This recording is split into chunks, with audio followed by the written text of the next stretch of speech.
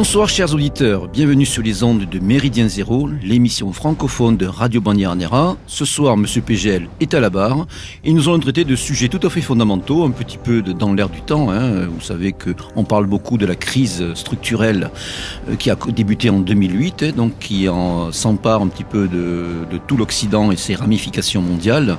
Aujourd'hui, nous allons développer deux thématiques principales.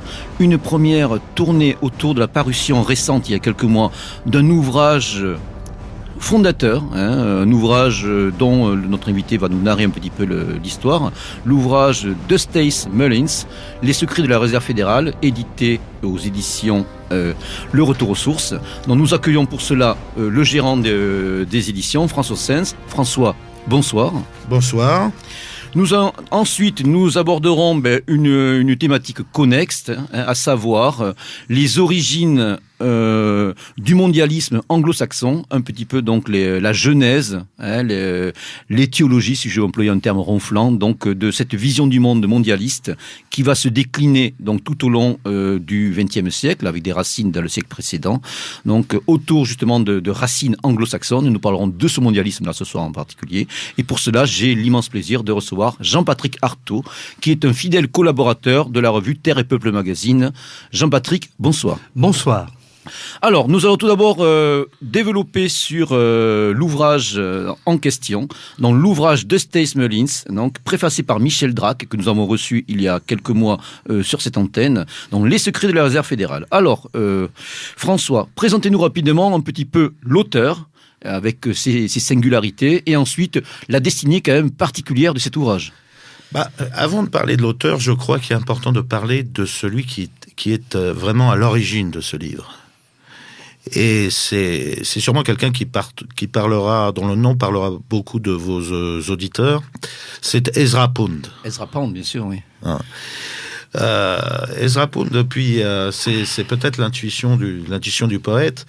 Il a eu cette intuition que la finance allait détruire au final la civilisation occidentale.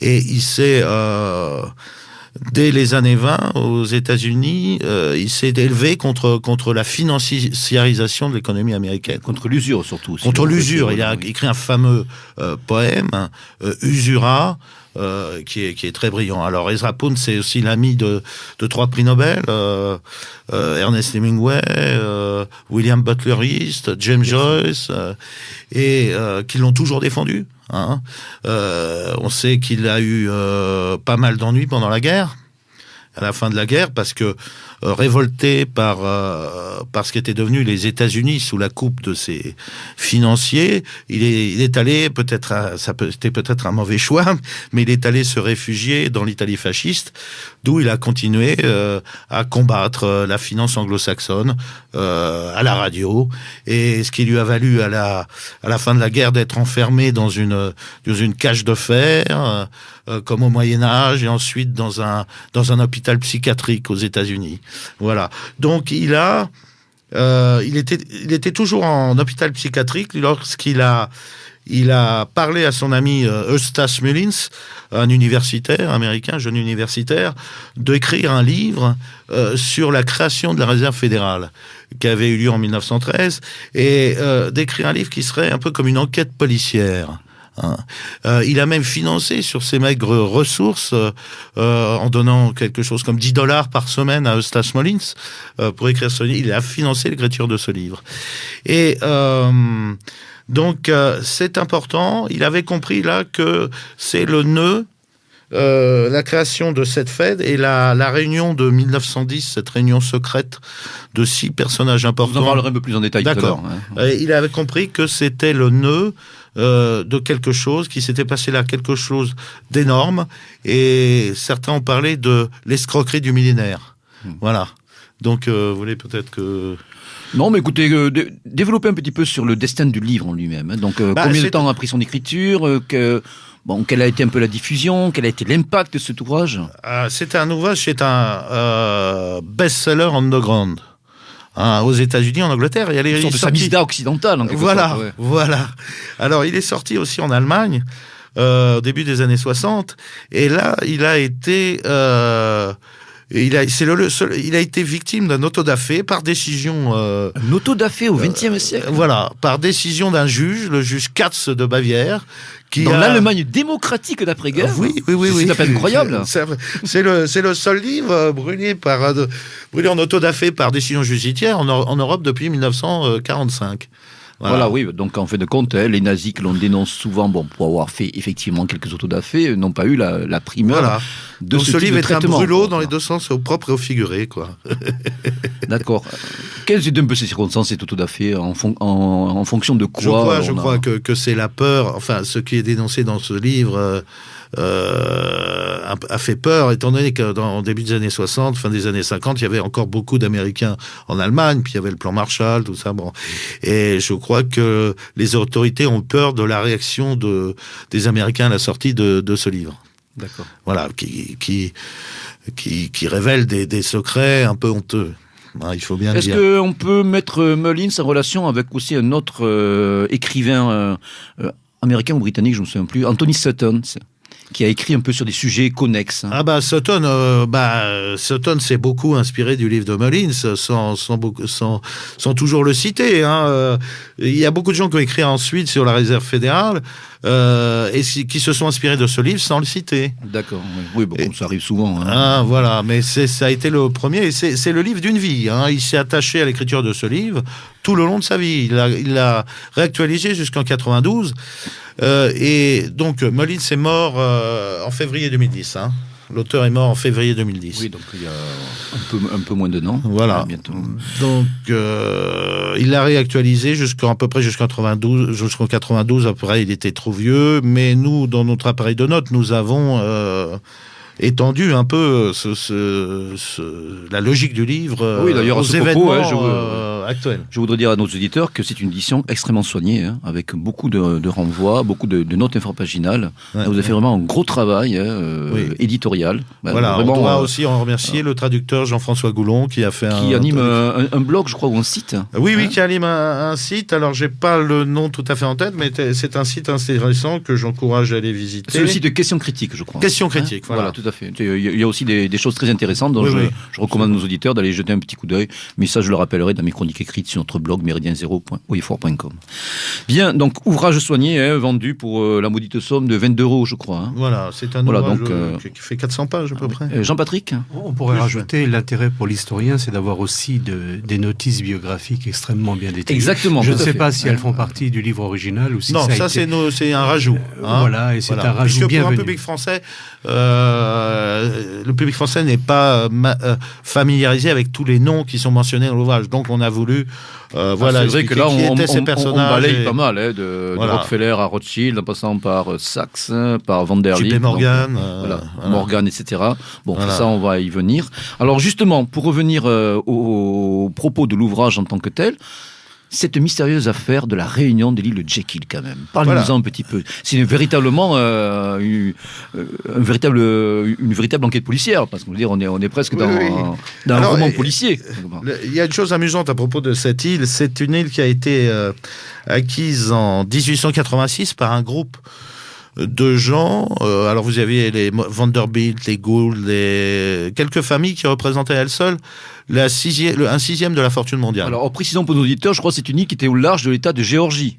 Au sud-est. Et qui s'appelait l'île de la Somme. Et ces gens-là l'ont rebaptisée île Jekyll. Alors c'était un an après la sortie de best-seller de l'époque qui était Robert Louis Stevenson. Stevenson, Dr Jekyll et Mr Hyde. Donc, je ne sais pas si pour les gens qui ont lu le livre, c'est un peu étonnant. Est-ce qu'il n'y aurait pas une forme de pied de nez de la part de ces oligarques anglo-saxons ils maniaient sûrement humour et cynisme, l'un n'empêchant pas l'autre, je crois. Certainement. Alors, on parle d'un périple en train, discret, voire confidentiel, voire secret. Voilà, racontez-nous un petit peu. 6 hommes se sont retrouvés dans un train secret, dans un train avec les volets fermés, même pas plombés comme celui de Lénine, alors, mais presque. Et ils ont pris grand soin qu'il n'y ait aucune presse, et ils sont allés sur cet îlot Jekyll, où tout le personnel présent dans ces vastes demeures qui appartenaient aux grandes familles a été remplacé. Parce que quelques membres du personnel auraient pu reconnaître les personnes, et ils sont réunis pendant à peu près une semaine, tout à fait secrètement, pour concevoir ce plan de création de la réserve fédérale américaine. Alors, qui est à l'origine de cette réunion et qui sont ces hommes ? Alors, ces hommes, vous avez le sénateur Aldrich, qui était à l'origine d'un plan Aldrich pour la création d'une banque centrale, enfin, qui a été rejeté, mais enfin, c'était un peu la stratégie. Officiellement, on crée un projet de loi destiné à être rejeté pour ensuite passer à un autre qui n'a pas l'air aussi bien, mais qui en fait, le but c'est de passer le deuxième plan. On fait rejeter le premier. On pour connaît passer ça, en je crois. Hein. Voilà. On est habitué à ce Donc il y a le sénateur Aldrich, il y a son collaborateur qui s'appelle son secrétaire particulier qui s'appelle Shelton. Il a Piat Andrew qui est le secrétaire adjoint au Trésor et assistant de la Commission monétaire nationale. Il y a Frank Vanderlip, le président de la National City Bank of New York. Il y a Henry P. Davison, l'associé principal de JP Morgan, donc c'est le représentant en fait de JP Morgan. C'est l'émissaire personnel de JP Morgan, on peut dire. Et il y a Charles D. Norton, le président de la First National Bank of New York. Il y a aussi, qui a rejoint juste avant le départ du train, Benjamin Strong, qui est aussi un représentant, un lieutenant de Morgan. Et puis il y a le personnage le plus important, peut-être, qui a rejoint aussi au dernier moment, Paul Warburg. Voilà. Paul Warburg a récemment immigré d'Allemagne, en tant qu'associé de Kuhn, Loeb et compagnie à New York. Ce Paul Warburg, donc il est originaire d'Allemagne. Il a un frère fameux, Max Warburg, qui est aussi banquier, puis on en reparlera après, mais qui a été aussi responsable des services secrets pendant la Première Guerre mondiale. Ce qui est intéressant avec ce frère, c'est que au moment où Paul Warburg avait des responsabilités dans la direction de la finance américaine, son frère Max était chef des services secrets allemands, et ça se passait pendant la Première Guerre mondiale. C'est-à-dire, les Américains et Allemands allaient être en guerre, mais les deux frères, l'un était à la tête de la finance américaine et l'autre était à la tête des services secrets. Et c'est ce Max Warburg qui va faire passer Lénine dans le wagon plombé jusqu'en Russie. D'accord, donc dans ce joyeux conciliabule, on a à la fois des financiers, gros requins de la finance, des barons voleurs en quelque sorte, comme on les appelait à l'époque, ainsi que, contrairement à ce que disent aujourd'hui certaines sources qui défendent l'institution de la FED, des représentants du gouvernement américain, en tout cas des représentants de l'État. Oui. Si Jean-Patrick veut ajouter quelque chose aussi. Oui, non, tout à fait. Ça ne s'est absolument pas fait dans le dos du gouvernement américain, peut-être dans le dos du Congrès, d'après le livre de Mullins, mais certainement pas dans le dos des pouvoirs établis. Voilà, il y a au mieux un accord tacite du gouvernement américain, sinon plus, je pense. Je veux dire, l'élection de Wilson a été... alors, ça c'est avant, peut-être. C'était quand l'élection de Wilson ? 1912, bon. Donc, il y avait 2 ans après la réunion. Oui. Alors, avant de revenir à Wilson, qu'est-ce qui va se tramer durant ces quelques jours de réunion dans cette île Jekyll ? Eh bien, ils vont mettre au point un système qui est destiné à créer une banque centrale privée, mais sans que ça ressemble à une banque centrale privée. C'est-à-dire, c'est un système un peu compliqué, mais qui équivaut à une banque centrale privée. Et ils voulaient dissimuler, créer quelque chose qui masque un peu ce caractère de banque centrale privée, parce que le peuple américain n'en voulait pas. ne voulait pas d'une banque sur le modèle de la Banque d'Angleterre. Voilà, il y a eu déjà des tentatives précédentes, et surtout, cette réunion fait suite 3 ans après une crise économique donc, qui a frappé les États-Unis en 1907, je crois. Oui, mais s'il faut remonter, c'est que dès l'origine des États-Unis, il y a ce rejet de la finance, de la banque centrale anglaise, de l'idée d'une banque centrale. Il y a ce rejet, parce que si vous regardez par exemple précédant le début de la guerre d'indépendance, vous avez les gens de la banque centrale anglaise ont interdit aux colonies américaines de créer leur propre monnaie. D'accord. C'est-à-dire les Américains devaient passer par la monnaie créée par la banque centrale d'Angleterre et payer, comme aujourd'hui le gouvernement américain le fait avec le dollar, et payer un intérêt sur la monnaie qui était fournie. Entre autres mesures économiques qui avaient provoqué la fameuse Tea Party, la première du nom de Boston, qui a préfiguré donc aux événements qui ont mené à l'indépendance des États-Unis. Voilà.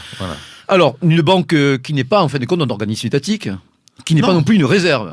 Non, qui n'a rien de fédéral et qui n'a rien de réserve. Le fédéral, ça laisse entendre que c'est le gouvernement. C'est pas le gouvernement, c'est entièrement privé. Les actionnaires sont privés. Toutes les banques qui forment la réserve fédérale, il y a à peu près 300 actionnaires, sont toutes des personnes privées. Donc on a en fait de syndicats privés qui va s'octroyer le privilège exorbitant d'émettre de la monnaie, de faire marcher d'émettre la monnaie américaine et de la fournir à l'économie américaine, au gouvernement, assortie d'un intérêt. Voilà, de l'intérêt qui vont... Ah, d'accord. Donc là, on est carrément dans une sorte de hold-up étatique. En tout cas, on fait un coup d'État, quelque sorte monétaire, qui a des répercussions politiques et économiques inconsidérables. Bien sûr. Jean-Patrick, votre avis là-dessus?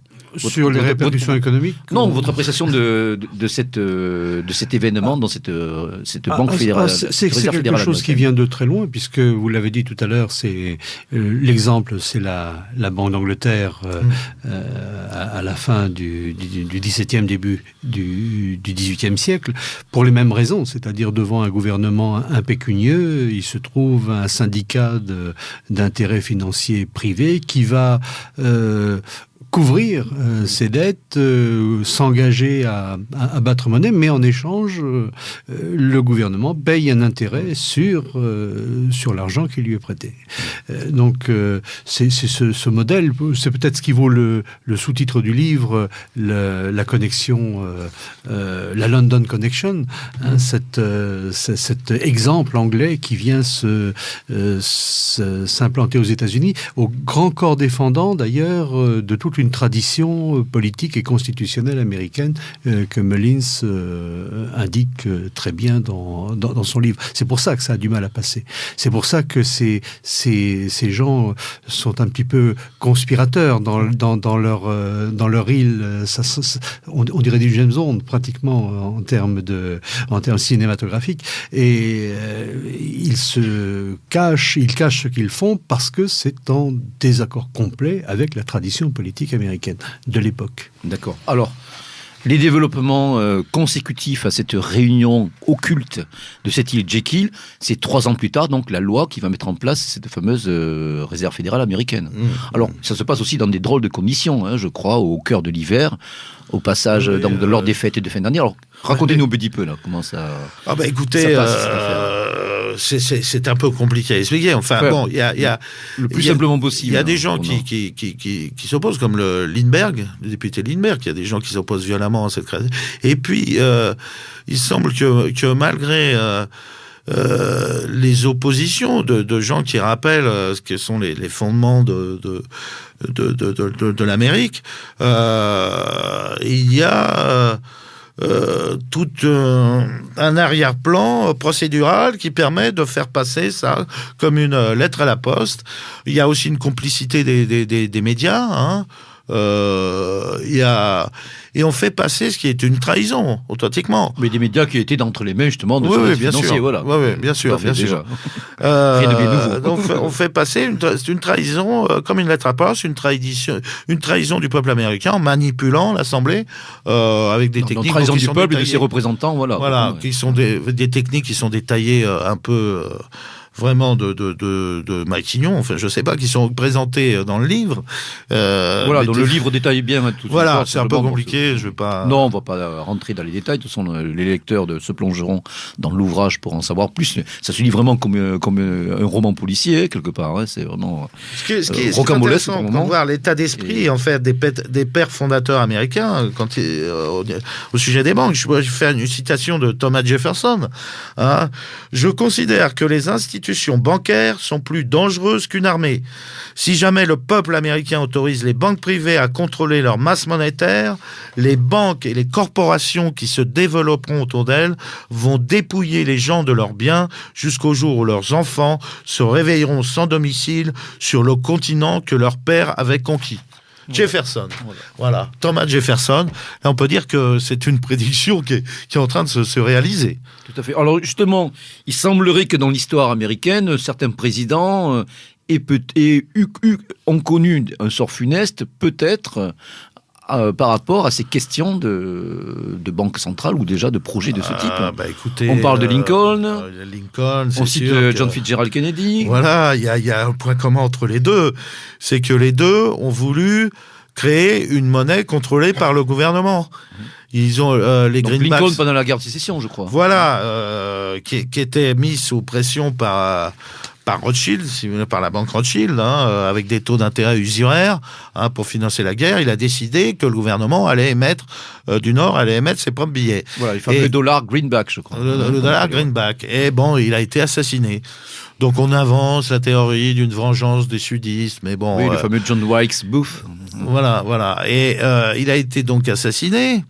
Et alors, juste après, le président qui a suivi a annulé évidemment Andrew Johnson. Hein. Voilà, et il a annulé la fabrication de ces greenbacks.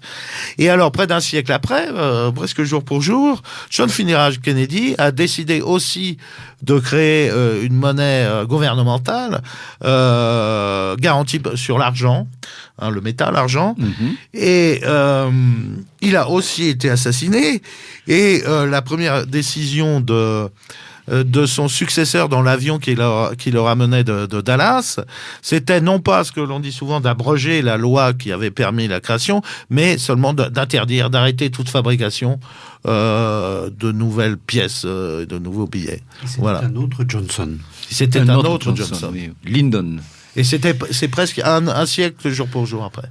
Oui, comme quoi. Il y a des choses étonnantes. Non, mais on voit qu'il y a des constantes dans l'histoire américaine. En tout cas, le livre montre très bien, et ça c'est assez remarquable. Hein, donc, quels vont être aussi les tenants et aboutissants consécutifs à la création de cette réserve fédérale. Donc, dans les grands événements auxquels les États-Unis vont être mêlés tout au long du XXe siècle, dont le livre aborde la question de la Grande Dépression, l'implication aussi de ces financiers dans les deux conflits mondiaux, ainsi que toute la politique d'après-guerre. Donc, vraiment, je ne peux que recommander à nos auditeurs de se plonger dans cet ouvrage qui fera date, qui est un ouvrage qui permet justement d'expliquer une partie de la politique souterraine de ces dernières décennies, et qui permet de voir sûrement certaines réalités de notre jour. Jean-Patrick ? Et moi, je voudrais dire un grand merci à ceux qui ont pris l'initiative de le publier, parce que ça fait partie de ces livres que l'on connaît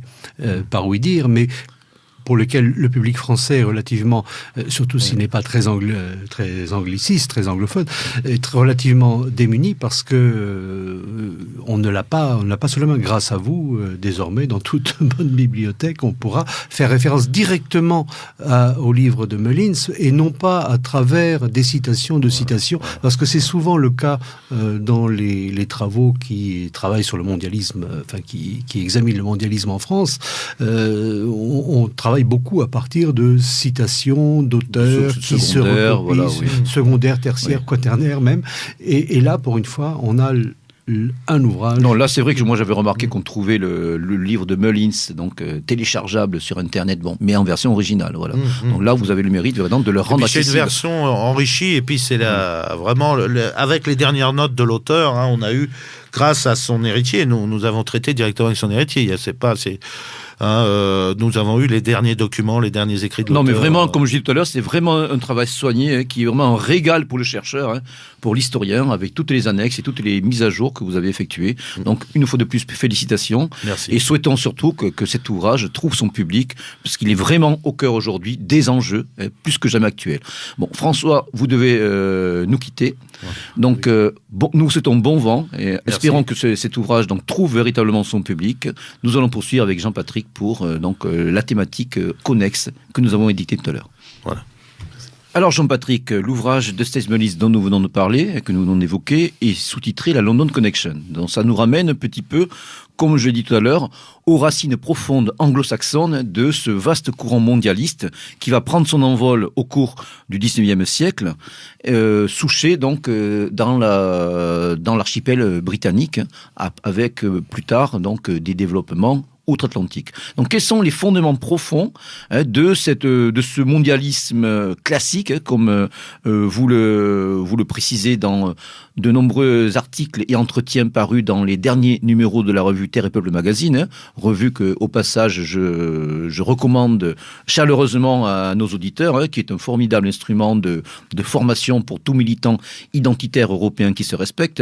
D'ailleurs, je signale à ce propos la sortie du dernier numéro, le numéro 46, donc du Saucisse d'hiver, qui est intitulé Le soleil reviendra, avec un dossier consacré un petit peu à des traditions des traditions vieilles européennes de nos peuples, plusieurs articles d'André Stator, d'Alain Cagnat et de Pierre Vial, ainsi que bien sûr la 4e partie, je crois, de votre entretien sur la thématique qui nous occupe ce soir. Alors Jean-Patrick, les racines profondes de ce mondialisme anglo-saxon, anglais, je crois que ça nous ramène au XVIe, voire XVIIe siècle surtout. Voilà. Disons tout de suite, c'est un mondialisme en construction, c'est-à-dire que ce n'est pas...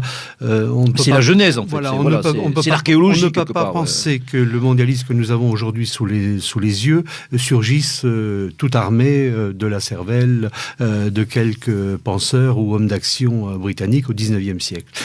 Disons que depuis le XVIe siècle, le XVIe, XVIIe siècle, depuis la conversion au protestantisme, pour faire bref, de la Grande-Bretagne, il y a un petit peu cette idée que les Anglais ont reçu l'élection divine.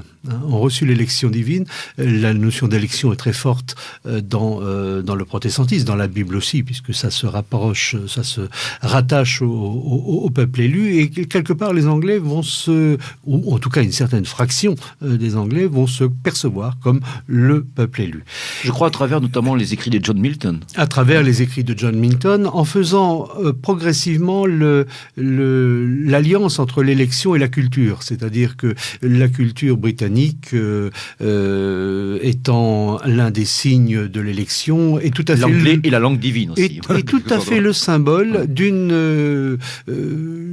d'un pays, d'un peuple qui est amené à avoir une destinée non pas manifeste comme les Américains le diront quelque part un peu plus tard, mais une destinée supérieure à l'ensemble. Oui, je crois que c'est Milton qui disait que le peuple anglais était l'incarnation spirituelle du peuple hébreu. Oui, tout à donc fait. Là, je crois que c'est très clair. Tout à fait. Puisque le protestantisme ne se console pas de n'avoir pas été juif, de n'avoir pas été hébreu, de n'avoir pas été des juifs qui reconnaissent le Christ. Donc ça, ils ne se pardonnent pas d'avoir raté ça. Et bien sûr, ils ont des circonstances atténuantes, ils sont apparus quelques siècles ultérieurement. Sûr, ouais. Mais ils essayent de reprendre cette tradition. Donc là, on est vraiment dans une Angleterre qui commence à se couper de manière radicale de sa souche européenne, quelque part. Ça me rappelle d'ailleurs une remarque que faisait Zondbart dans son magistral ouvrage Le Bourgeois, où il disait que les dernières souches aristocratiques anglaises de l'époque Plantagenet, de l'époque médiévale, s'étaient éteintes à l'issue de la bataille des Deux Roses. Donc je crois qu'aussi, Il y a aussi une phénomène sociologique qui s'ajoute à ça, c'est la naissance de cette fameuse gentry, de landlords, donc dès le début, fin 16e, début 17e siècle, dans laquelle va s'opérer justement l'enracinement de ce protestantisme dissident, et notamment la branche puritaine. Alors, deux choses. C'est vrai que, d'une manière globale, l'histoire de la Grande-Bretagne va sembler donner raison à cette doctrine de l'élection. Parce que si on regarde avec le recul, les 2 siècles, 18e, 19e siècle, on a l'impression d'une avancée pratiquement sans nuage, sauf peut-être la sécession américaine à la fin du 18e siècle, mais c'est un pays qui, à la fois sur le plan de la puissance mondiale et sur le plan de la puissance économique, parce que c'est là que naît cette fameuse révolution industrielle, semble s'imposer au 19e siècle. Est-ce qu'on peut dire que c'est sous le règne d'Élisabeth la Première que commence à s'opérer ce basculement, en quelque sorte, avec justement l'idée peut-être d'être une thalassocratie, l'ouverture des mers, avec l'importance du piratage. L'idée certainement, avec... puis la défaite de la Messie Barbada en 1588, qui était perçue comme quelque chose de providentiel, quelque part.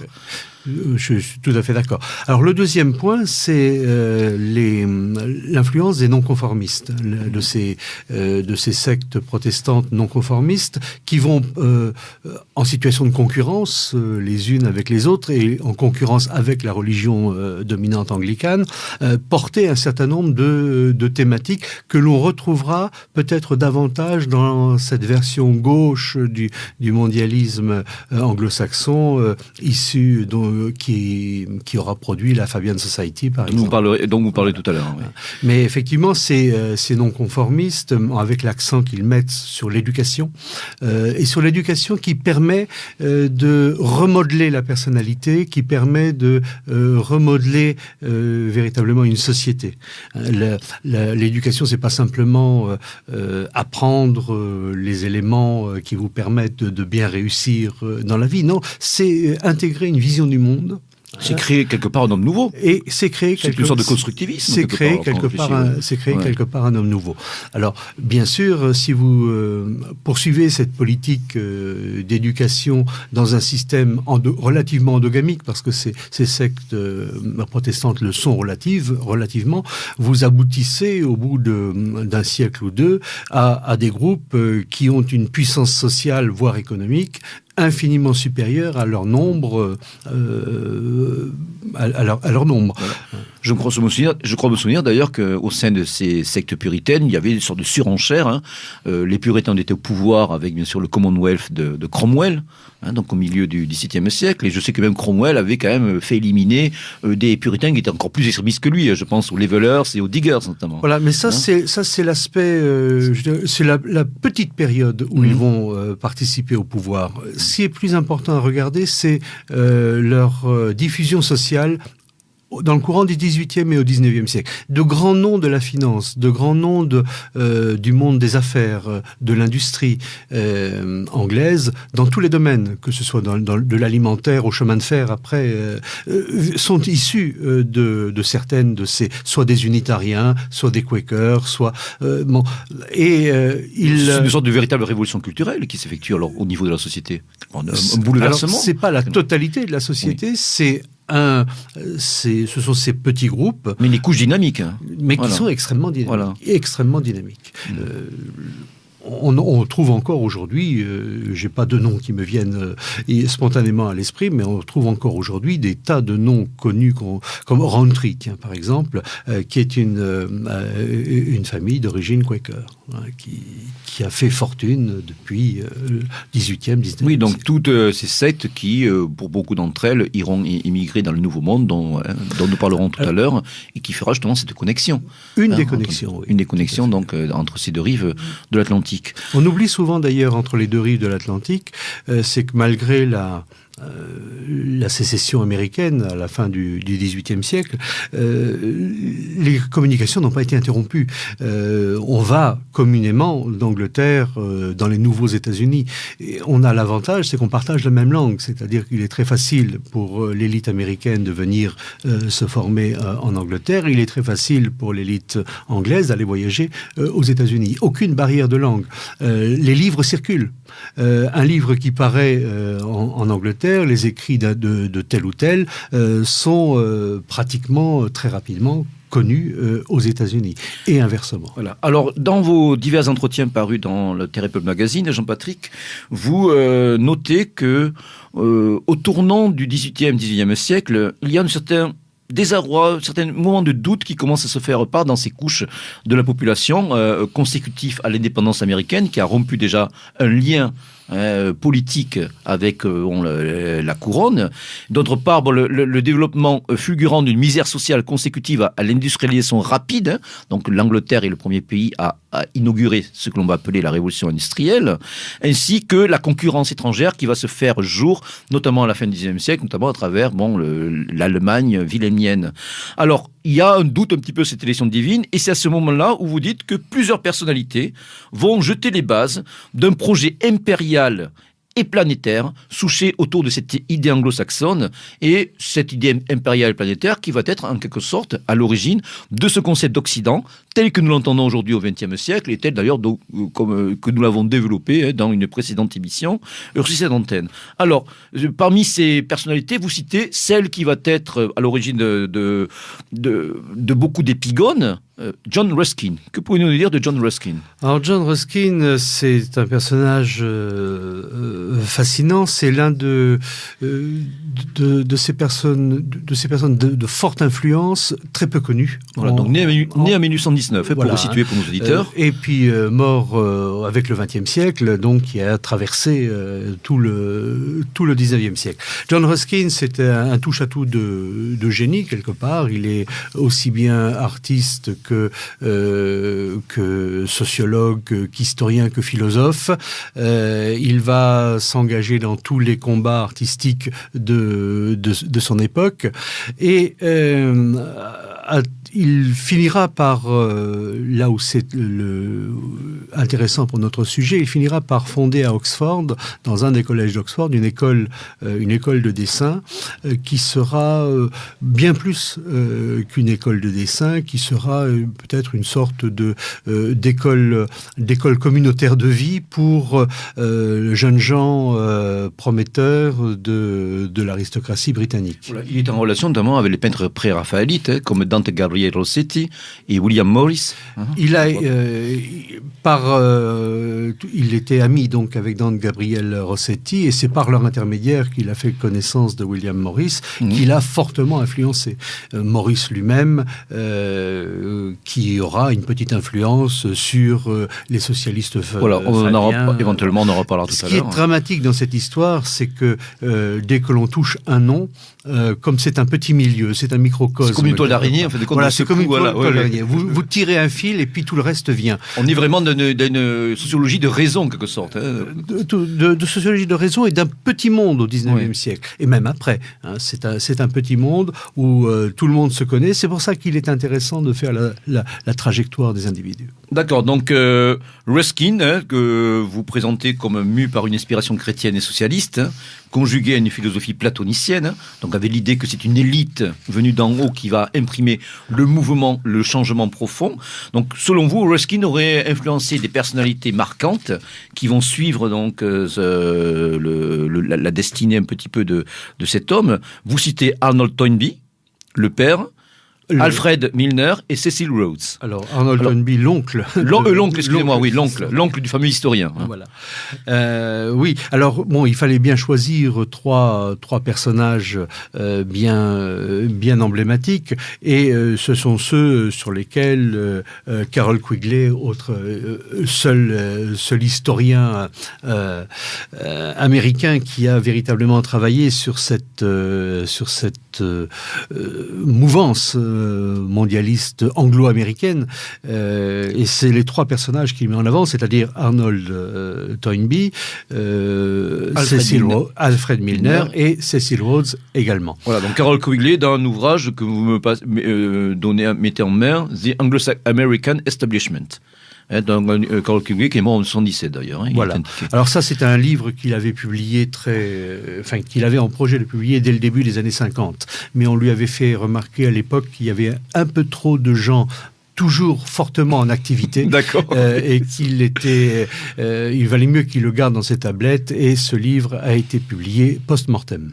Alors, pour revenir à Arnold Toynbee, oncle, quelles sont ses grandes idées un petit peu? Alors, Arnold Toynbee, c'est une personnalité charismatique à Oxford, qui, c'est un économiste. Il a à la fois une dimension un petit peu religieuse, mais surtout, il a choisi l'économie comme cheval de bataille.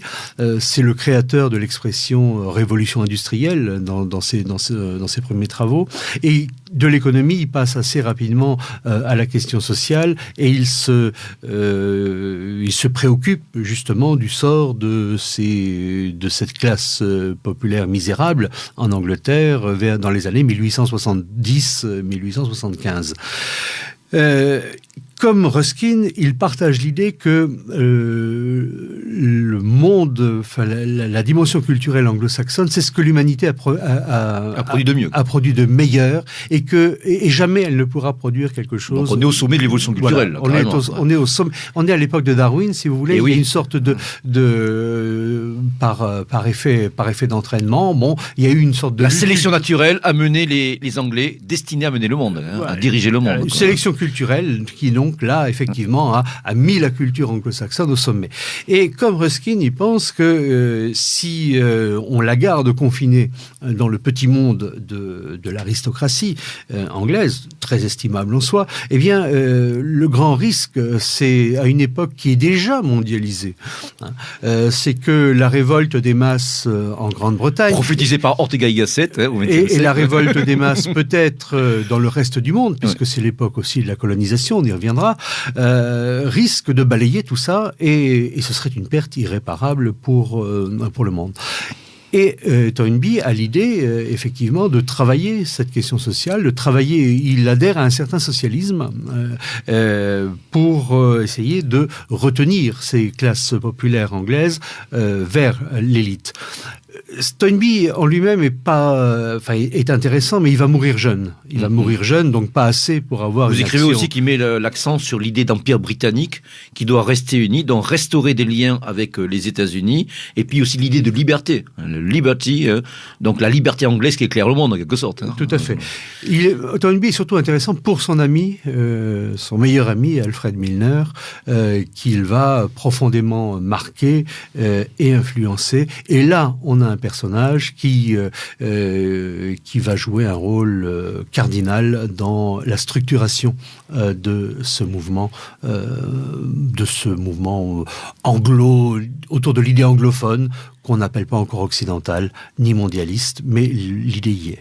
Alors, développez un petit peu sur Alfred Milner, s'il vous plaît, Jean-Patrick. Alors, Alfred Milner, il est d'une famille originaire d'Allemagne, installée en Angleterre.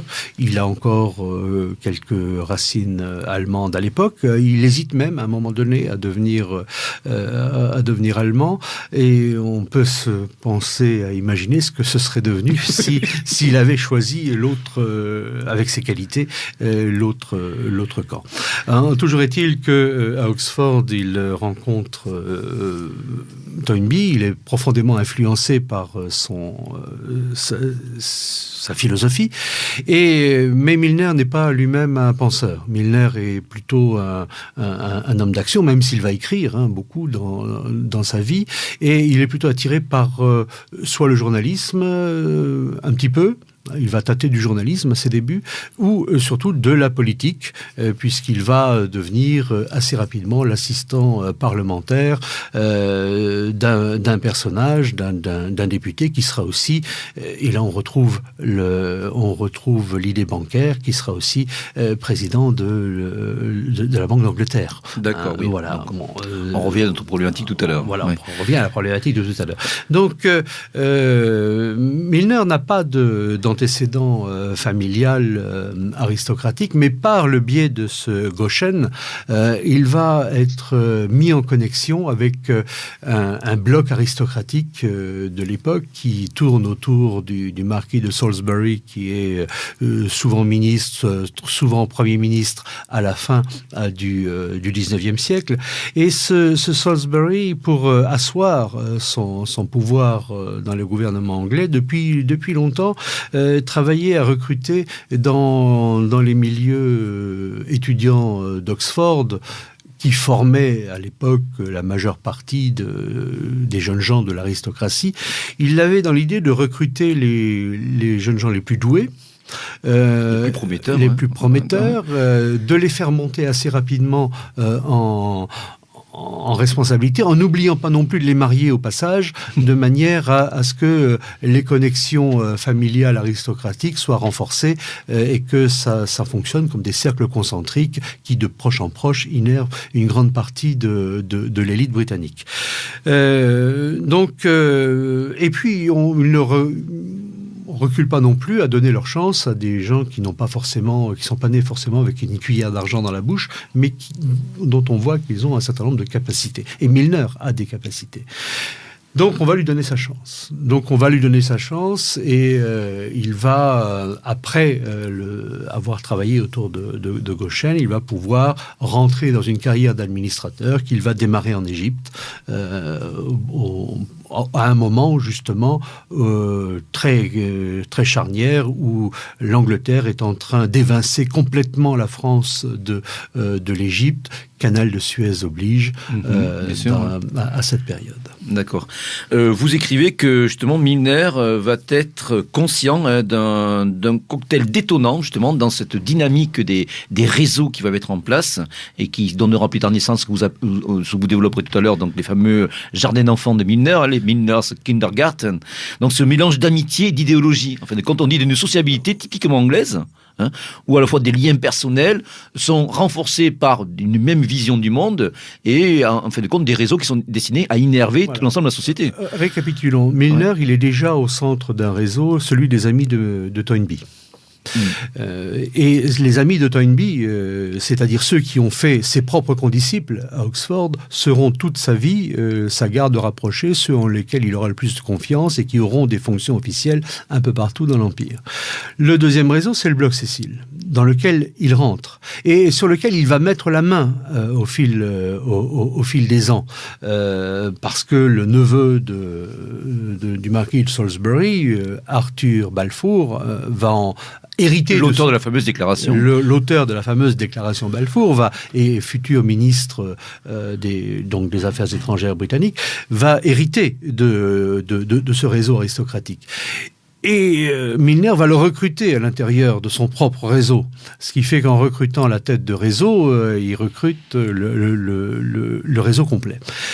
Et donc, mais Milner va comprendre que si le bloc Cecil pouvait uniquement fonctionner sur de l'amitié ou sur des liens familiaux, sur des liens familiaux, ça ne suffisait pas. Lui, il va garder l'amitié. Pour lui, l'amitié est très, très importante.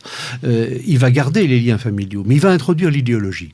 C'est-à-dire que pour lui, il est beaucoup plus important d'être uni. Enfin, il faut être uni aussi par l'idée, le projet que l'on a. Alors, le projet, quel est-il? Et c'est là où on trouve le troisième homme de Cecil Rhodes. Voilà, de l'influence. Le fameux Cecil Rhodes. Voilà, le fameux Cecil Rhodes.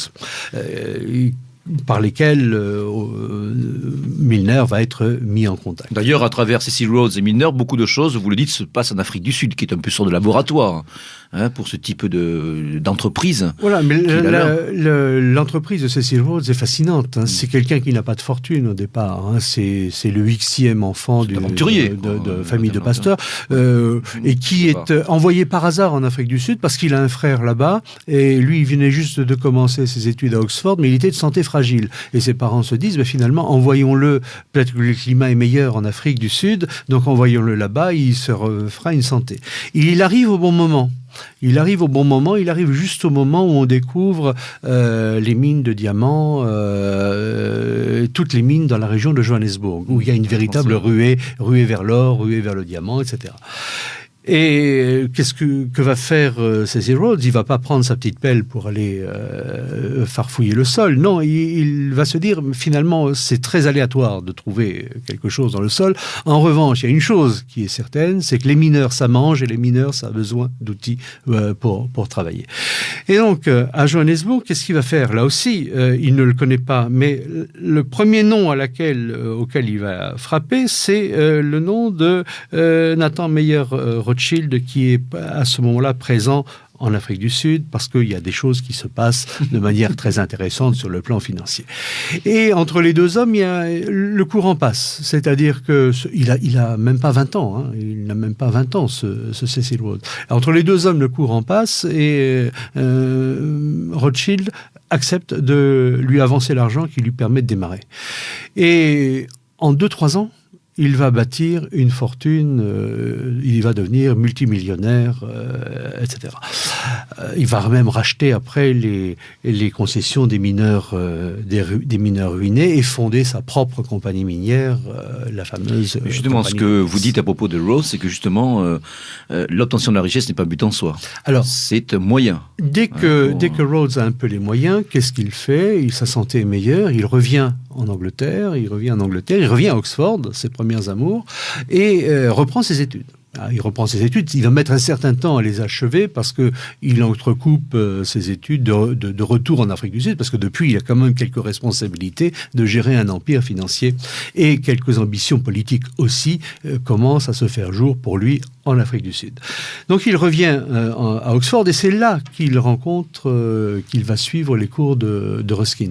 Donc c'est là où il est absolument fasciné par lui.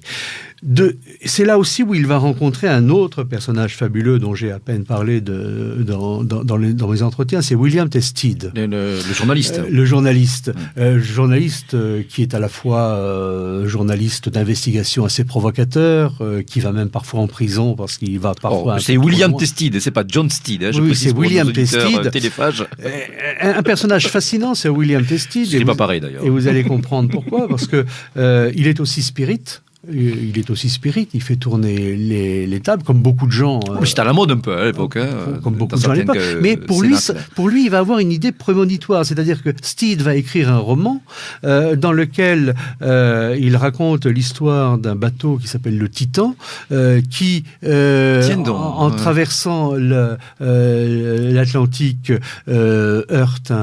rencontre un iceberg. Et coule. Et ce qui est quand même assez étrange, c'est que Stead est mort en 1912 sur le Titanic lors de la première traversée unique traversée de ce. Il a entrevu sa propre mort. Donc Stead n'en est pas là encore. Donc c'est quelqu'un qui a à la fois la fibre sociale, hein, où il a la fibre sociale et l'intérêt pour l'empire britannique et l'idée anglophone générale. Et à un moment. C'est Stead qui est connu, Rhodes ne l'est pas, et c'est Rhodes qui le démarche. D'accord. Et les deux hommes se rencontrent, c'est un coup de foudre, Stead revient chez lui, Cecil Rhodes c'est mon homme, toutes les idées que j'ai, il me les a dites, et il est prêt à mettre tant de dizaines de milliers de livres sur la table pour pouvoir les faire avancer. Stead est journaliste. Il est rédacteur en chef de la Quarterly Review, dans lequel un certain Alfred Milner fait des piges et journaliste. Et le réseau. Les deux se connaissent. Et très rapidement, Stead va présenter Alfred Milner à Cecil Rhodes. Première connexion qui se réalise. Alors vous me disiez qu'effectivement pour Rhodes c'était pas l'argent qui comptait en soi. L'argent était ni pour Milner ni pour la plupart Ce sont des hommes qui ont une vision. Voilà, ce sont des gens qui ont une vision. L'argent pour eux est nécessaire comme moyen. Et ils vont être très attentifs à gérer ces moyens. Donc on est aux antipodes des barons voleurs dont on a parlé un petit peu tout à l'heure. Et même les barons voleurs, il y aurait à dire, à en redire, parce que la plupart de ces barons voleurs vont créer des fondations. vont créer des fondations. Et que vont faire ces fondations dès le début du XXe siècle? Elles vont financer des projets qui se trouvent idéologiquement dans la ligne de nos mondialistes anglo-saxons. D'accord. Une grande partie, dans les années 1910-1920, des efforts du groupe Milner, dont on est en train de parler, sera en particulier financé par la Fondation Carnegie, qui est complètement gérée par JP Morgan. Dont on parlait tout à l'heure. Donc vous voyez, là aussi, c'est pas parce qu'on est baron voleur à un moment donné qu'on n'a pas forcément d'idées et qu'on n'a pas forcément un certain nombre de projets. Il faut faire un peu le tri. Donc, voilà, pour en revenir à Rhodes, il va mettre les idées en pratique parce qu'il va consacrer toute sa fortune à fonder des bourses Rhodes, Rhodes Scholars en anglais, qui servent à financer les études à Oxford, dans les collèges d'Oxford qu'il avait connus, des plus méritants étudiants, qu'ils soient anglais ou d'origine scandinave, américaine, allemand parfois, sauf dans les périodes où l'Angleterre et l'Allemagne ont tendance à se crêper un peu le chignon. Mais vous voyez, c'est toute sa fortune va servir à former et sert encore aujourd'hui. Les Rhodes Scholars sont parfois célèbres. Bill Clinton est un ancien Rhodes Scholars, par exemple.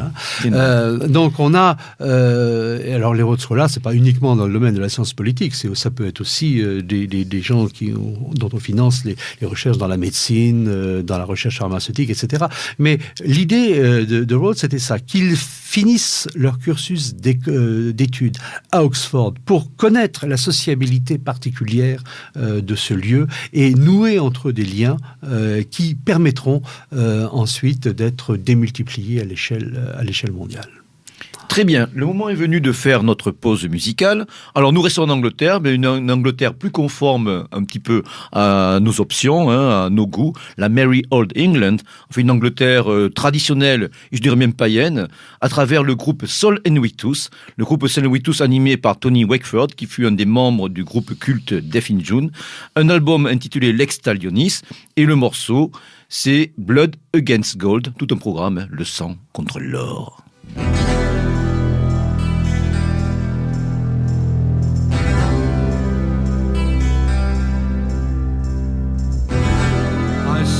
Torchlights in the dark, I hear voices echo from the past, see black angels washed in silver rays, embracing beauty and crushing slaves. Blood against gold. Blood against gold. Blood against gold.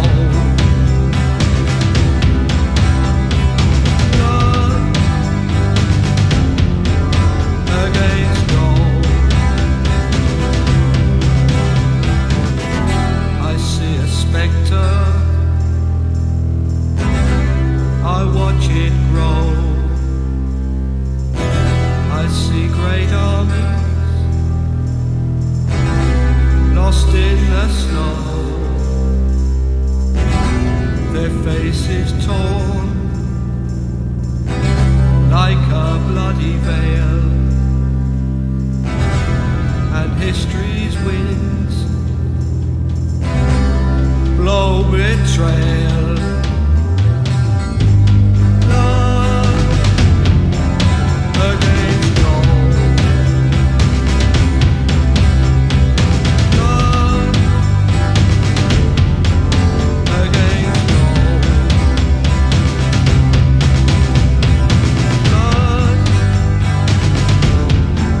Blood against gold.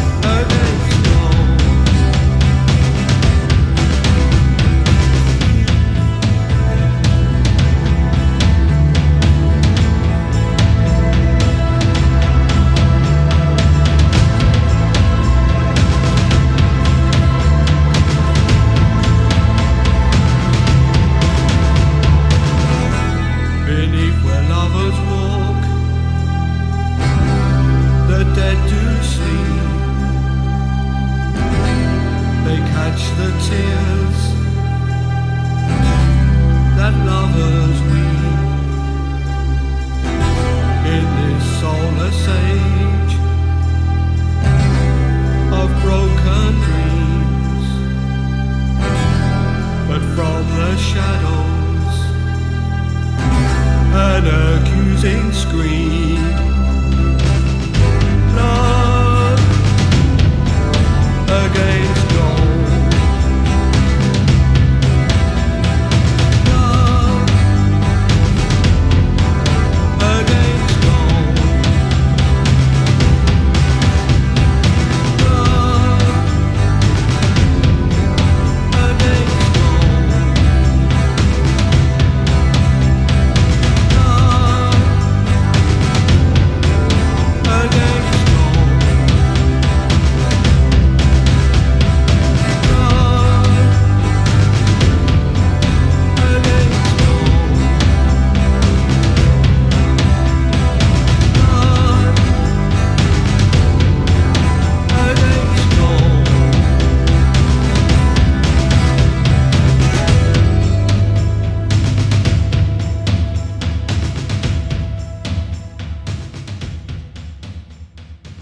Alors, revenons après cet intermède musical tout à fait sympathique à Cecil Rhodes.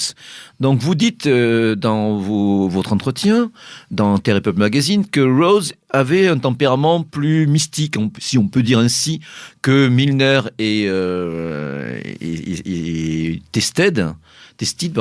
William Tested, et que, bon, il a été intronisé en maçonnerie, d'une part, et d'autre part, il va avoir l'idée d'une société secrète. Une forme de sociabilité qui était un petit peu à la mode déjà à l'époque. On peut penser à la Golden Dawn, The Outer et d'autres sociétés qu'on trouvait dans l'espace anglophone. Que peut-on dire donc sur justement cet aspect aussi de l'œuvre si je puis dire, de Cecil Rhodes? Alors, Cecil Rhodes, comme d'autres, avaient le sentiment que leur projet, qui était la promotion de l'idée anglophone, préfiguration de l'Occident, quitte à ce que cette idée anglophone aboutisse au regroupement des États-Unis et de l'Angleterre, Rhodes pensait même éventuellement à transférer le centre politique aux États-Unis. Carrément. C'est-à-dire que c'était un petit peu en décalage, on va dire, avec la pensée dominante en Angleterre. Donc il n'était pas question, sans être ridicule, d'aller sabre au clair pour présenter ses idées. L'idée était, dès le départ, de travailler dans l'arrière-cour, dans l'arrière-scène, c'est-à-dire de sensibiliser ceux qui préparent, on dirait sensibiliser les décideurs aujourd'hui, ceux qui préparent, ceux qui font les choses, en leur mâchant le travail, en pensant pour eux, en travaillant pour eux, mais en pensant de manière concrète, en faisant des projets de loi. Une sorte de think tank. Voilà, une sorte de think tank avant la lettre. Et donc, pour pouvoir travailler relativement discrètement, mais relativement coordonné aussi, l'idée de Rhodes, c'était d'avoir une sorte de société secrète. Alors, bien qu'il ait été franc-maçon, son modèle d'origine, c'est pas la franc-maçonnerie, c'est l'ordre des Jésuites. Et il a dans l'idée, à un moment donné même, on trouve dans ses papiers l'idée qu'il faudrait retrouver la constitution de l'ordre des Jésuites et remplacer simplement Église catholique par Empire britannique à l'intérieur. Tant qu'à y être. Donc, voilà, tant qu'à y être. Donc cette idée, c'est bien quand même d'avoir quelque chose de structuré et relativement inconnu, parce qu'il a bien compris que l'action de plusieurs personnages, si elle n'était pas repérée, si elle apparaissait comme autonome, s'ils apparaissaient comme autonomes les uns des autres, pouvait être beaucoup plus efficace que l'action d'un groupe repéré. Alors, il a cette idée avec Steed, Lord Esher, qui est un des, on n'a pas le temps d'en parler, mais qui est aussi un des nœuds politiques cardinaux peu connus de la Grande-Bretagne de cette époque, confident de la reine Victoria et de son successeur, maître d'œuvre de plusieurs enterrements et couronnements royaux, enfin quelqu'un qui est encore à l'époque une forte influence, et bien sûr Alfred Milner, et William T. Stead. Donc l'idée, c'est de créer une société fondée un peu sur le modèle des jésuites, en deux parties. Un cercle intérieur et un cercle intérieur, société des élus, et un cercle extérieur appelé l'association des bienfaiteurs. L'association des bienfaiteurs ayant pour vocation de faire travailler soit des journaux, soit d'autres organisations économiques au bénéfice de l'œuvre commune. Sachant que les membres de la société des élus savaient qui étaient membres bienfaiteurs et pas forcément les membres bienfaiteurs. Sauf qu'avec le temps, il y a nécessairement toujours une porosité entre les organisations, et comme le dit Quigley à un moment donné, il dit au bout d'un certain temps, ils auraient été bien stupides, les membres bienfaiteurs, s'ils n'avaient pas compris qu'il y avait autre chose, qu'ils participaient à autre chose. Et de toute façon, ça fonctionnait un peu comme un sas, et ils avaient pour but d'y accéder avec le temps. Donc, cette idée... Alors, Rhodes, bien sûr, aurait peut-être voulu, comme il était franc-maçon, il aimait bien les rites, il aimait bien les mots de passe, les signes, etc. Vous dites que ça parlait moins à ces deux autres compères. Oui, ça parlait beaucoup moins à Lord Esher, ça parlait beaucoup moins... Surtout à Alfred Milner. Milner, c'est un pragmatique, hein. C'est un homme d'action, c'est un administrateur, rien de moins romantique qu'un administrateur. Donc... finalement, ça s'est réduit comme ça. Être initié, c'est-à-dire être mis au courant, c'était simplement être mis au courant. Bon. Quand vous étiez mis au courant que la société des élus existait, ben ça y est, vous étiez... et que vous saviez que vous alliez travailler en collaboration avec plein d'autres.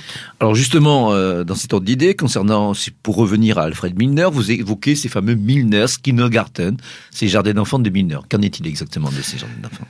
Alors, bon, jardin d'enfants, tout relatif. Oui, bien sûr. C'est le nom. C'est ma manière de parler. Voilà, c'est le nom qu'on lui a donné. C'est le nom qu'on lui a donné par la suite. Alors, que s'est-il passé? C'est quand, à la suite d'un certain nombre de vicissitudes concernant la politique sud-africaine, avec la rivalité avec les républiques bourgs, dont nous parlions à l'instant. Voilà, donc ils n'ont pas voulu jouer le jeu impérial, en quelque sorte, la grande vision de la fédération africaine vue.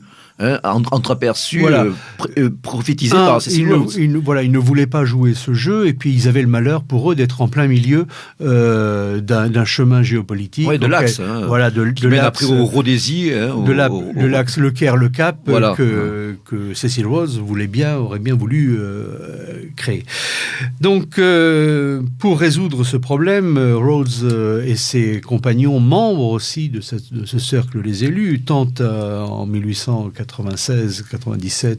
une sorte de coup de force qui échoue. Jameson, le raid de Jameson, je crois. Jameson, qui faisait partie donc de la Société des élus en Afrique du Sud autour de Cecil Rhodes.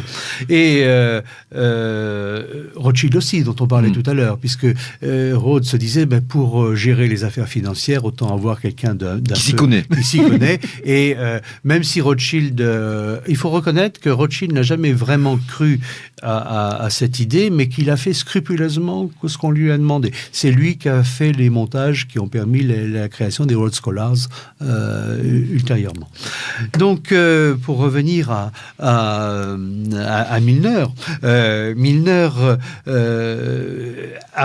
est nommé par l'entregent de Rhodes et de Stead haut commissaire en Afrique du Sud. C'est-à-dire qu'il va avoir la haute main politique et militaire avant, pendant et après la guerre des bourgs. Sur l'Union sud-africaine, qui vise justement à réconcilier les Anglos. Là, il faut être très, très précis. Donc, quand je dis avant, pendant et après, c'est jusqu'en 1905, date à laquelle où il est relevé de ses fonctions. L'Union sud-africaine n'existe pas encore. D'accord, mais c'est le kindergarten qui va la créer. Alors, que fait Milner? Il a besoin de collaborateurs. Il a besoin de collaborateurs.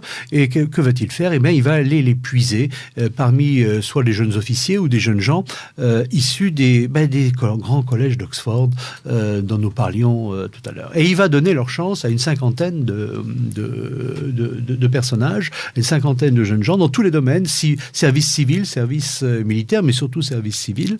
Et son idée, c'est de les mettre tout de suite en responsabilité.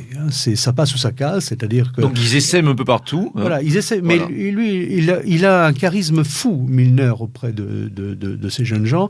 Il leur dit, vous n'êtes pas connus, enfin, sauf par vos noms, mais vous n'avez pas fait vos preuves encore. Ben, moi, je vous offre de pouvoir le faire. Voici le chantier, et c'est un immense chantier. Donc, il les met tout de suite en responsabilité, et en grande responsabilité. Donc, en même temps, ces gens-là vont se former sur le tas. Vont se former sur le tas et former école entre eux. Il va se nouer entre eux des relations d'amitié très fortes entre Kerr, Curtis, Brandt et d'autres. Et en même temps, ils vont avoir cette dévotion au chef, à cette personnalité charismatique qu'est Milner. Donc, ils sont une cinquantaine, et on va retrouver ces 50 noms dans les Milner's Boys, en quelque sorte. Dans les 10 ans, 20 ans, 30 ans qui suivent, ils vont être au cœur de la politique étrangère britannique et aussi du système des affaires britannique. Enfin, quand je dis britannique, il faudrait dire de l'ensemble de l'Empire. De l'Empire, oui. Donc, Commonwealth compris, Australie, Nouvelle-Zélande, Canada. Donc, ce Milner Kindergarten, qui a donc été nommé comme ça, on lui a donné le nom allemand parce qu'on voulait faire sentir à Milner que ses origines, ses origines allemandes. Alors, Milner est obligé de quitter l'Afrique du Sud en 1905 parce qu'il y a un changement politique à Londres. Il n'est pas dans le bon camp et il va avoir là une petite dizaine d'années de traversée du désert qu'il va utiliser à s'occuper des Rhodes Scholars. Parce que si c'est Rothschild qui a mis au point le financement, celui qui a la main immédiatement sur l'organisation des bourses Rhodes, c'est Milner. En quelque sorte, c'est un éveilleur. Voilà, c'est un éveilleur. Dans sa catégorie. Mais les membres de Kindergarten vont rester sur place, en Afrique du Sud. Ils vont avoir l'idée de cette fédération, future Union sud-africaine. Ils vont petit à petit faire passer cette idée en créant une revue, en créant des groupes de réflexion dans les diverses... Or, la revue, vous faites allusion à la fameuse revue The Round Table? Non, State, une autre revue. The State, qui était justement le laboratoire, qui a été le laboratoire finalement c'est à partir de l'expérience sud-africaine que l'expérience de The Round Table va être donc quelques années plus tard, parce que je crois que c'est en 1909. Juste au moment où ils reviennent. Ils vont travailler sous le successeur de Milner, Lord Selborne, qui est un ami, lui aussi, qui est aussi membre de ce cercle intérieur. Donc, c'est pas parce que Milner n'est pas là que la maison est désertée. Elle est toujours bien gardée, on va dire. Et le Kindergarten va travailler avec Selborne jusqu'en 1909, jusqu'au moment où l'Union sud-africaine est sur les rails, et ça peut fonctionner. Alors, il faut bien voir que pour eux aussi, l'Union sud-africaine, c'est une sorte de laboratoire pour faire une fédération du Commonwealth. C'est pas encore le Commonwealth, une fédération impériale. C'est-à-dire, ils ont l'idée... Vous dites justement que ce processus n'est pas allé aussi loin qu'il aurait voulu à l'époque, qu'il y a eu des résistances, des dominions qui voulaient garder une certaine marge de manœuvre, et que c'est plus tard, après la guerre, avec cette idée de Commonwealth, justement, qu'on va remettre à l'ouvrage, en quelque sorte. Donc, c'est cette idée... Ces gens sont très pragmatiques. Des gens comme Philippe Kerr... Ils prennent leur temps, en quelque sorte. Voilà, comme Philippe Kerr ou Lionel Curtis. Leur première idée, c'est une fédération impériale. Comme il y a des réticences dans les dominions, parce qu'on n'a pas envie dans les dominions d'être géré directement et complètement depuis Londres, ils disent, c'est pas grave, on laisse de côté l'idée de fédération impériale, et puis remplaçons ça par des rencontres informelles entre dirigeants, mais on va périodiser ça, et de manière à pouvoir se mettre d'accord sur les grands sujets et les grands dossiers de l'heure. Donc petit à petit, ils sont les premiers à employer l'expression Commonwealth des nations. Alors Commonwealth des nations, ça va leur servir à double titre aussi, parce que c'est ce qui ça va être leur modèle pour la Ligue des Nations. En revanche, la Ligue des Nations, qu'on nous appelons la Société des Nations. La Société des Nations. Donc on est toujours dans cette vision planétaire. Ce sont les penseurs de cela. Oui. Alors justement, un personnage qui va faire un peu le lien entre justement ce kinérateur de Milner et puis plus tard les déclinaisons qu'on va trouver outre-Atlantique, donc c'est ancêtre un peu du transatlantisme, c'est le fameux Lord Lothian, alias Philip Kerr, donc, qui est aussi un membre éminent du groupe Milner. Alors, il fait ses débuts directement. Lui, il sort juste de l'université et il fait ses débuts en Afrique du Sud. Non, il a à peine le temps de rencontrer Lord Milner, lui, parce que Milner part en 1905, mais il rencontre tous les autres membres. Kerr a 20 ans en 1902. Voilà. Donc, il rencontre tous les autres membres du kindergarten, certains d'entre eux avec lesquels il va nouer de très forte amitié. Kerr, c'est celui qui crée la revue The State en Afrique du Sud, préfiguration de la table ronde. C'est lui qui créera aussi la table ronde, parce que comme il a eu une petite expérience du journalisme avec The State, on lui dit, de nous tous, tu es celui qui a la plus forte expérience du journalisme, donc c'est toi en Angleterre qui va mettre sur place la revue The Round Table. Voilà, une revue trimestrielle qui paraît toujours aujourd'hui. Qui paraît toujours aujourd'hui.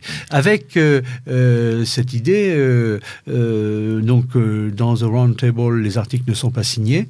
Alors, pour deux raisons. Alors, au début, c'était parce que pour masquer le faible nombre des rédacteurs, comme ils étaient que 2 ou 3, il valait mieux que ce ne soit pas signé. Voilà. Avec le temps, c'est plutôt pour permettre à des gens qui ont des responsabilités de s'exprimer librement. Sans se visibiliser. Voilà, sans se visibiliser. D'accord. Vous dites aussi à ce propos, à cette époque-là, qu'il y a l'influence d'un historien qui s'appelle Alfred Zimmern et qui compare un petit peu l'Angleterre, qui commence déjà à trouver la concurrence des États-Unis, une sorte à la Grèce antique, à l'Athènes de la guerre du Péloponnèse. On est à l'époque aussi qui précède la Première Guerre mondiale, et l'Allemagne est plus assimilée à la Sparte militariste. Hein. Tout à fait. Alors Alfred Zimmern, donc une sorte d'actualisation de la guerre du Péloponnèse, des leçons de la guerre du Péloponnèse. Alfred Zimmern, c'est un de ces illustres inconnus aussi, enfin pas si inconnu que ça, mais plutôt inconnu, peut-être un peu inconnu en France. Il a un grand rôle dans la création de la SDN, puis plus tard de l'UNESCO. Donc c'est quelqu'un qui a... Et justement, dans son Commonwealth, le Commonwealth grec... The Greek Commonwealth, Politics and Economics in 5th century Athens. Voilà. Donc dans l'Athènes du 5e siècle, il établit... il va marquer beaucoup les membres du groupe Milner, parce qu'il leur fournit l'arme intellectuelle, historique, qui va leur permettre de se comparer. Nous, anglo-saxons, nous sommes, dans notre civilisation, les successeurs de l'Athènes du 5e siècle. On va faire en sorte de ne pas commettre les erreurs d'Athènes avec son empire, pour ne pas se faire des ennemis, des ennemis comme fait Athènes. Et effectivement, dans ces années 1900-1914, si nous sommes l'Athènes du XXe siècle, la Sparte militariste, c'est l'empire wilhelmien. Ouais. Voilà, d'ailleurs, c'est étonnant de voir les analogies profondes qui existent entre ces deux modèles. Hein. L'Athènes thalassocratique, l'Athènes donc impérialiste, l'Athènes marchande, l'Athènes qui aussi fait la promotion de son modèle démocratique face aux autres cités qui sont clientes, en quelque sorte, dans la Ligue de Délos. Donc, effectivement, on a quand même des analogies historiques conséquentes pour justifier cette comparaison. Et qui sont poussées, fortement poussées par les gens de l'époque. Et qui seront poussées plus tard, à destination du modèle américain de la thalassocratie qui va prendre le relais. Alors, justement, c'est à partir de Kerr que vont se lier plus profondément des connexions transatlantiques. Vous parlez aussi donc d'un autre personnage qui apparaît à l'époque, Walter Lippmann. Alors là le raccourci est immense. Oui. Kerr, on va essayer de. Kerr va devoir va partir une première fois aux États-Unis en 1909 et l'idée au départ c'est de faire une tournée de propagande de la table ronde au Canada, de mission, on va dire, de missionnaires pour essayer d'avoir des aficionados pour l'idée de fédération impériale. Et puis Kerr fait un petit crochet par les États-Unis parce qu'il a comme il a le modèle l'expérience sud-africaine derrière lui, il a l'idée d'aller étudier aux États-Unis les relations entre races blanches et noires pour voir un petit peu comment les États-Unis gèrent ça, quoi. Gèrent ça. Donc il va rencontrer énormément de monde, d'universitaires, d'hommes d'entreprise, blancs, noirs, d'avocats, etc. Et puis il va se trouver à un moment donné à Washington à animer des repas, des soirées avec bonne société, notamment un certain nombre de jeunes Américains plutôt favorables à l'Angleterre, parmi lesquels un tout jeune journaliste qui débute, qui s'appelle Walter Lippmann. Alors Lippmann, vous dites dans votre entretien qu'il est à la croisée de plusieurs réseaux sioniste par l'entremise d'un certain Félix Frankfurter, qu'il est aussi à la croisée des réseaux fabiens, dont on va parler rapidement dans les minutes qui vont suivre, et aussi avec Milner, bien sûr, avait toujours l'idée de cette fédération transatlantique. Vous dites qu'il deviendra plus tard la cheville ouvrière du fameux Council of Foreign Relations, voilà, avec le fameux colonel Edward Mandell House, qui fut l'éminence grise du président Wilson. Donc, vous précisez également que Walter Lippmann avait un petit peu son violon d'Ingres à travers son goût pour la psychologie sociale. Il faudrait... Non, mais rapidement, donc c'est cette idée un petit peu de formater l'opinion publique. Voilà, l'idée, simplement, si vous voulez, c'est que Kerr va permettre à Lippmann de démarrer en lui permettant de fonder son journal et donc de démarrer sa carrière. Lippmann va être, pendant la Première Guerre mondiale, le principal animateur d'un think tank, sans le nom, qui va travailler sous la direction du colonel House. The Inquiry, c'est ça? Voilà, The Inquiry, ouais. Sous la direction du colonel House, au bénéfice du président Wilson. Ça va l'amener à être, avec House, participer à diverses conférences en Europe, et notamment à la conférence de la paix en 1919.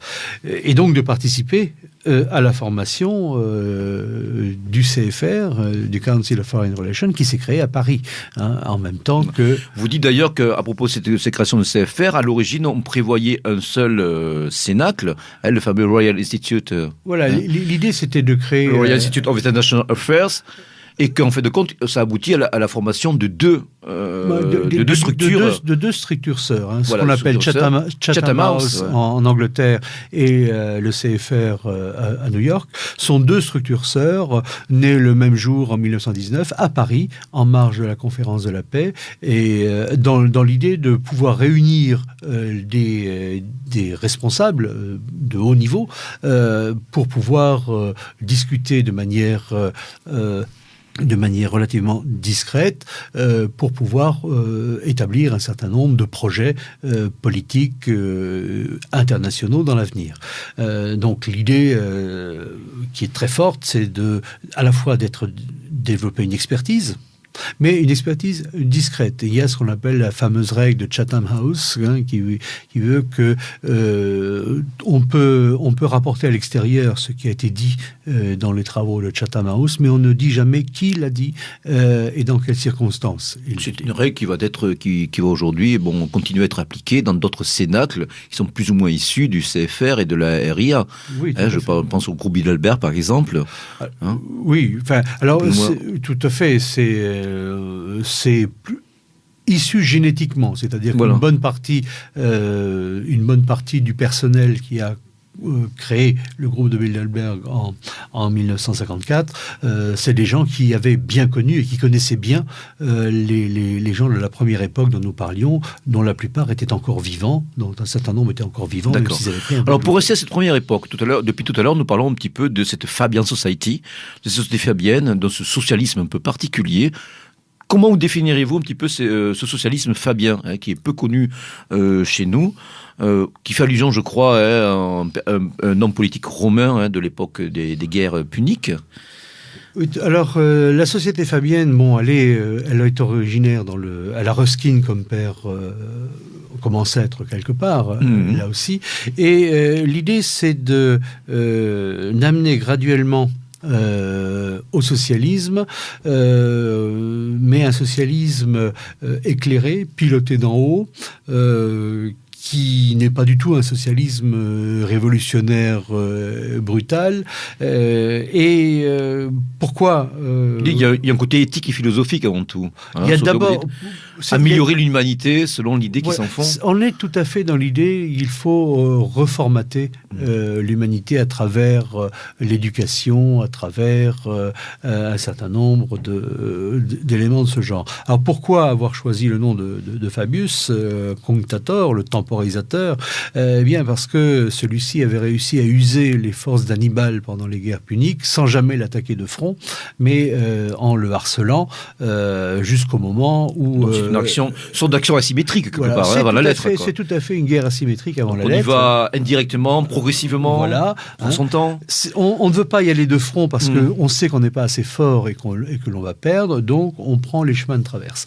Et donc on parle souvent de la ruse fabienne, de la ruse fabienne pour caractériser leur activité. Alors, eux naissent dans un tout autre milieu, ils naissent pas du tout parmi les gens de la haute société, sont beaucoup de... Oui, vous dites un petit peu dans votre entretien qu'on pourrait qualifier plus ou moins les groupes millénaires de droite, et le société fabien serait un petit peu le pendant de gauche, oui, mais bon, avec toujours bien sûr le côté relatif de ces, voilà, de ces avec le côté relatif, parce que les Fabiens ont aussi un certain nombre d'entre eux, en tout cas, vont admettre l'Empire comme un moyen d'étendre le socialisme à l'échelle planétaire. Ils partagent avec les gens du groupe Milner donc un certain socialisme, l'idée que l'éducation est extrêmement importante et une bonne conscience de leur culture anglo-saxonne. Simplement, ils ne viennent pas du même milieu. Ce sont des intellectuels, beaucoup de la classe moyenne supérieure. Il y a des grands noms. Oui, vous citez notamment l'utopiste Robert Owen. Alors, pas dans la société fabienne. Non, mais bon, comme influence. C'est une des influences, mais voilà. Dans la société fabienne, vous avez le grand écrivain, prix Nobel de littérature, Robert Shaw, qui est donc l'auteur de Pygmalion, My Fair Lady, etc. Une personne dont je n'ai peu parlé dans mes articles, mais c'est Annie Besant. La théosophiste. La théosophiste Annie Besant. Vous avez des universitaires comme Sidney Beatrice Webb. Vous avez des gens qui, d'une manière, ont marqué... Une des filles de Marx, Eleanor Marx, en sera membre à ses débuts. Enfin, on a plein de gens un petit peu différents, mais qui tapent dans un autre milieu que celui des milieux d'Oxford dont je parlais tout à l'heure. Qui vont finir par converger. Voilà, ils vont finir par converger. Alors, pour terminer simplement, avant 1914, on a en 1908 un club qui est créé à l'initiative de Sidney et Beatrice Webb, The Coefficient Club, dans lequel vont se rencontrer Alfred Milner, Léo Hamry, qui est un autre membre du groupe Milner, et donc des Fabians et des gens du groupe Milner vont se rencontrer périodiquement pendant une vingtaine de mois à peu près pour échanger sur la politique, sur la société, sur l'idéologie et l'avenir du monde.